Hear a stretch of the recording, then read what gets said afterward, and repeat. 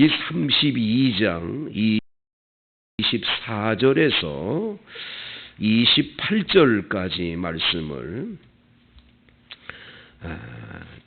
제가 한 절 읽고 여러분이 한 절 읽고 교독을 하겠습니다. 창세기 32장 24절입니다. 24절부터 28절까지 말씀 제가 한 절 읽고 여러분이 한 절 읽고 교독합니다. 야곱은 홀로 남았더니 어떤 사람이 날이 새도록 야곱과 씨름하다가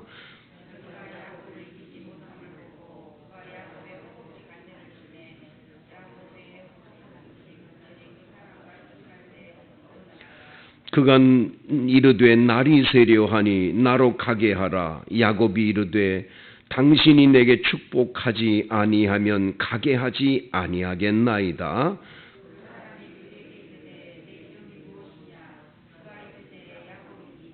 다 같이 읽지요. 그가 이르되 내 이름을 다시는 야곱이라 부를 것이 아니요 이스라엘이라 부를 것이니 이는 내가 하나님과 및 사람들과 겨루어 이겼음이니라. 아멘. 야곱은 하란의 라반 외삼촌 댁에서 20년 동안을 지내고 이제 하나님께서 고향으로 돌아가라 말씀해서 고향으로 돌아가게 됩니다.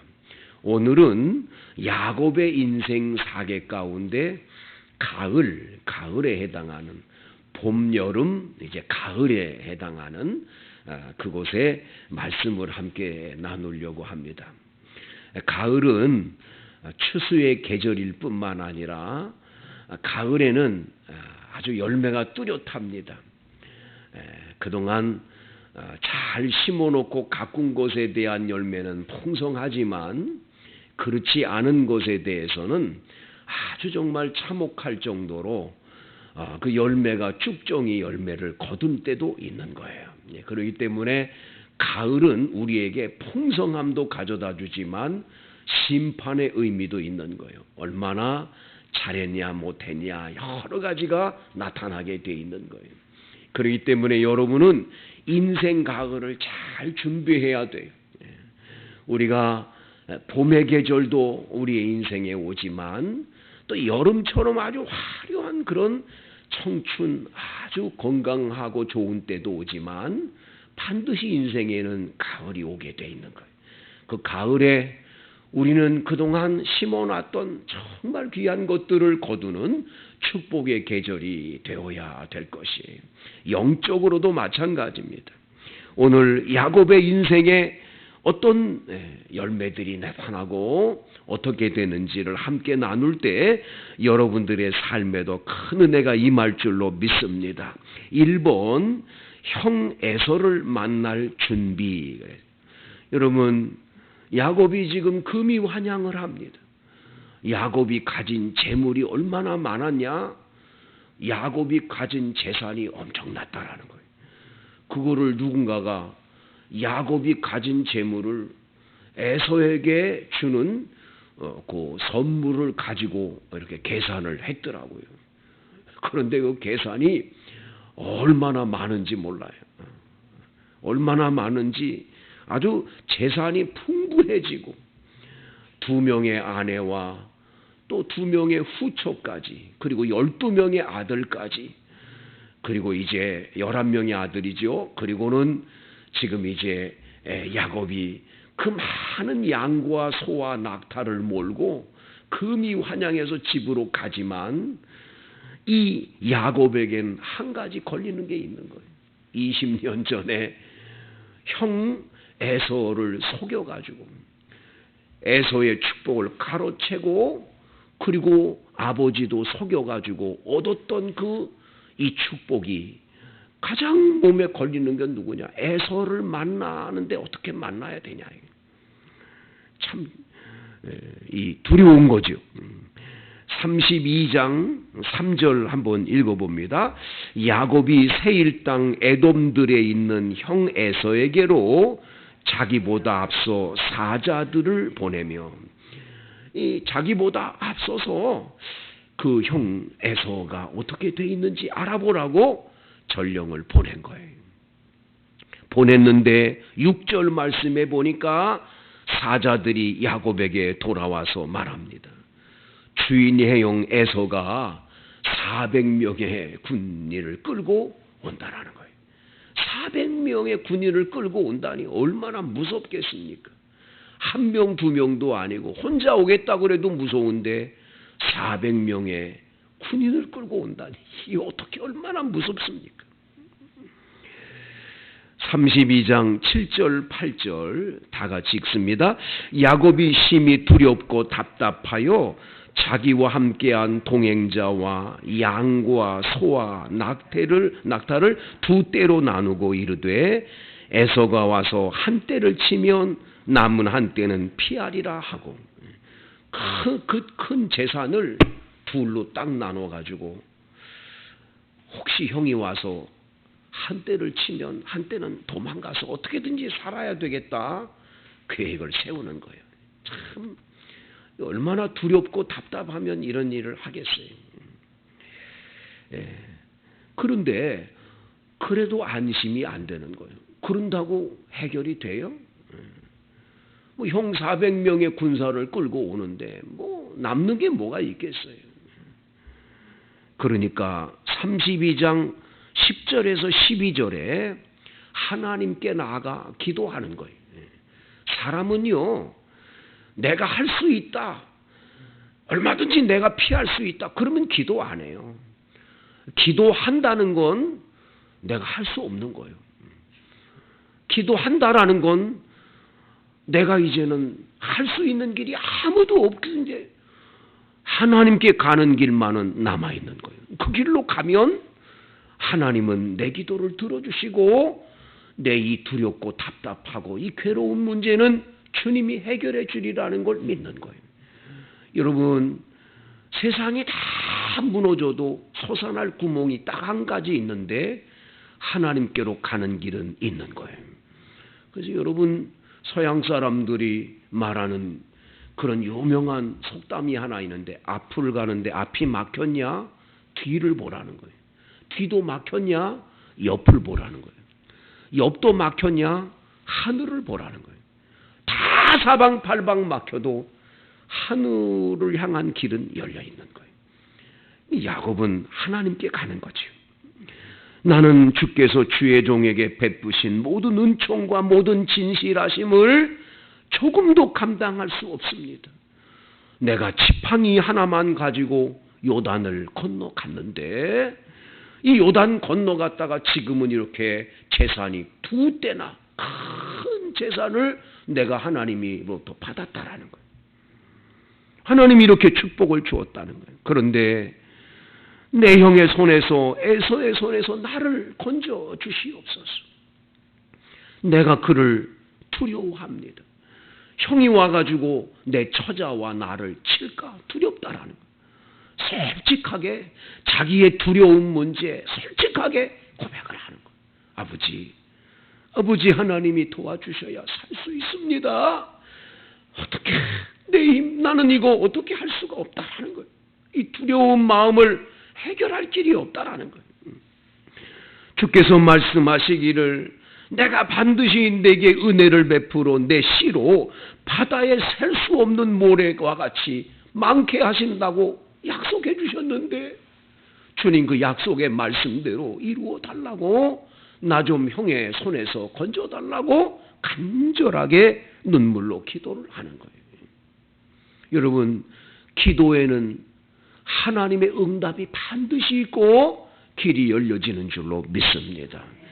저는 초등학교를 다니기 이전에 7살 때부터 교회를 다녔지만 한 번도 하나님께 하나님 나 좀 도와주세요 하는 기도를 드려본 적이 없어요. 그런데 초등학교 4학년 때 저보다 나이 1살 어린 이 마을에 박치기 왕 아이가 하나 있었어요. 얘는 싸울 때 그냥 상대편을 받으면 다 나가 떨어지는 거예요.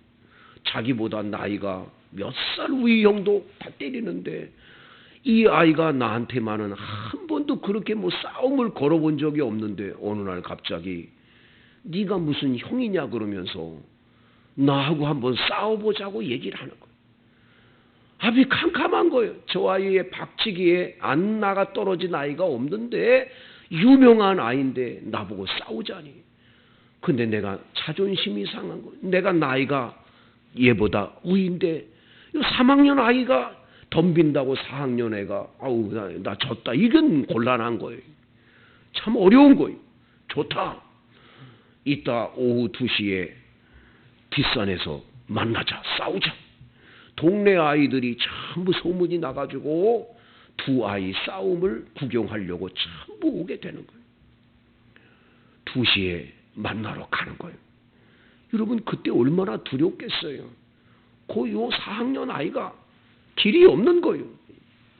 그래 집에서 뭐 너무 두려우니까 막 벌벌벌 떨리는데 예배당 다니니까 두 손 모으고 하나님 나 너무 두렵습니다. 귀남이가 나하고 싸우자고 그러는데 나는 힘이 없습니다. 두렵습니다. 그리고 아버지 하나님 나 좀 도와달라고 간절하게 처음이에요. 처음 지금도 기억나는 거 생생하게 기억나는 거 기도를 간절하게 했습니다. 2시 시간이 돼서 갔더니 뭐 동네 아이들이 전부 모여가지고 두 싸운다고 구경하러 온 거예요. 여기서 지면 이젠 동네 창피해요. 모든 창피가 되는 거예요. 드디어 싸움이 시작되는데 그 아이가 쏜살같이 달려와서 나한테 그냥 박치기를 빡 소리가 나도록 박치기 했어요. 눈에 불이 번쩍 나가지고 뭐 어떻게 됐는지는 모르겠어요. 그러다 정신을 차려 딱 보니까 나를 박치기 했던 걔가 저기서 나가 떨어져 있는 거예요. 동네 아이들이 깜짝 놀라는 거예요. 이야 어떻게 저렇게. 여러분 내가 그렇게 머리가 단단한 줄은 알 수가 없었어요. 난 그렇게 제 머리가 그렇게 단단한 줄은 상상을 못했던 거예요. 박치기 왕을 제가 물리쳤다라니까요. 지금도 기억나는 그때부터 하나님은 살아계신다. 내가 기도하면 들으신다. 하나님이 기도하면 반드시 응답을 준다는 걸 철저히 깨닫는 거예요. 여러분 한번 하나님 앞에 기도해서 그대로 이루어졌을 때 잘해야 되는 거예요. 하나님 응답 줬는데도 아이고 그냥 우연히 됐나 보다. 그러면 그때부터는 기도의 능력이 안 나타나는 거예요. 그때 하나님이 요거 기도했더니 응답 줬다. 아멘. 이건 하나님의 응답이다. 두 번째, 세 번째 계속 기도의 능력이 계속 이어지는 줄로 믿습니다. 여러분에게 이 은혜가 있어야 돼요. 야곱은 거기서 밤에 지냅니다. 앞으로 못 나가는 거예요. 그 소유 중에서 형 에서를 위해서 먼저 예물을 택하는 거예요. 암염소가 200마리, 수염소가 20마리, 암양이 200, 수량이 20, 전나는 낙타 30, 그 새끼 암소 40, 황소 10, 암나귀가 20, 그 나귀, 새끼 나귀도 10. 얼마나 많은 재산이면 이거를 형한테 예물로 바치고 요거 예물 바치면 형 마음이 풀어지리라 생각을 하는 거예요. 그리고는 밤에 일어나서 두 아내와 두 여종과 11 아들을 인도해서 야복나루를 건너는 거예요. 형 마음을 풀고 나면 괜찮겠거니. 그리고는 재산은 뒤에다가 놔두는 거예요. 재산은 뒤에다 놔두고 앞에다가 형한테 보낼 예물 먼저 만들어 놓고 그래서 형 감정 풀고 하면 좋겠다. 여러분 그런다고 해결이 될 것 같아요? 해결할 수가 없어요. 오늘 성경에 보면 야복이라고 하는 강이 있는데 강을 건너게 하고는 자기 혼자만 안 건너는 거예요. 집안 아이들 모든 식구들 보내놓고 자기 혼자만 남은 거예요. 자기 혼자라도 살고 싶은 마음이 욕망이 강한 거예요. 2번 분이엘에서의 씨름하다. 32장 24절 25절 읽습니다. 시작. 야곱은 홀로 남았더니 어떤 사람이 날이 새도록 야곱과 씨름하다가 자기가 야곱을 이기지 못함을 보고 그가 야곱의 허벅지 관절을 치매 야곱의 허벅지 관절이 그 사람과 씨름할 때에 어긋났더라.